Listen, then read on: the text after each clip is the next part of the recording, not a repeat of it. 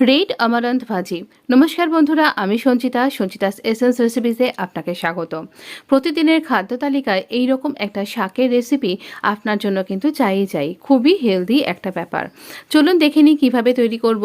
আমরা এখানে সর্ষের তেল ব্যবহার করছি, আপনি অন্য তেলও ব্যবহার করতে পারেন। আমরা দিলাম কিছুটা সর্ষে ফোড়ন, বেশ চটপট করলেই আমরা দিয়ে দিচ্ছি একটা ছোট সাইজের পেঁয়াজকে এই রকম কুচি করে কেটে নিয়ে। পেঁয়াজটাকে কিন্তু খুব লাল করে ভাজবার দরকার নেই। দেখিয়ে দিচ্ছি লাল শাকটাকে বা রেড আমারান্থকে আমি এখানে এরকম ছোট ছোট করে কেটে ভালো করে কুচিয়ে ধুয়ে রেখেছি। আর এখান থেকেই খানিকটা আমি দিয়ে দিয়েছি নুন আর হলুদ পরিমাণ মতন, এবং স্বাদ অনুযায়ী নুন আর হলুদ দেবেন। দেবার পরে এখানে আমরা খুব ভালো করে নুন হলুদটা শাকের সাথে মিক্স করে দেব।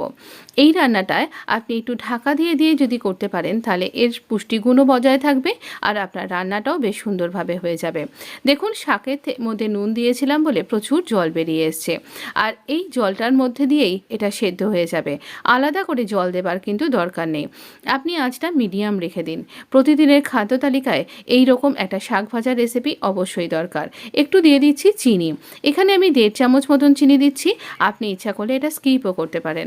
এই শাকটা এমনিই খুব খেতে মিষ্টি হয়, খেতে ভীষণ সুস্বাদু হয়।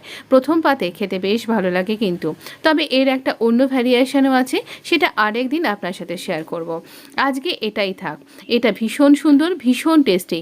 আপনার বাড়িতে যে কেউ এটা খেয়ে বাবা বলবে। আর এর পুষ্টিগুণের কথা কি আর বলবো, আপনি গুগল সার্চ করুন কিংবা আমার ডেসক্রিপশানটা ফলো করে নিন। এই ধরনের বিভিন্ন টেস্টি রেসিপির জন্য বা খুব সুস্বাদু অথচ খুব স্বাস্থ্যকর রেসিপির জন্য আপনি আমার চ্যানেলটা ফলো করে নিতে পারেন। আর ভিডিওটা ভালো লাগলে একটা লাইক করে পাশে থাকা বেল আইকনটা প্রেস করে দিতে পারেন, তাহলে নিয়মিতভাবে আপনার কাছে নোটিফিকেশান চলে যাবে যখনই আমি ভিডিও আপলোড করব।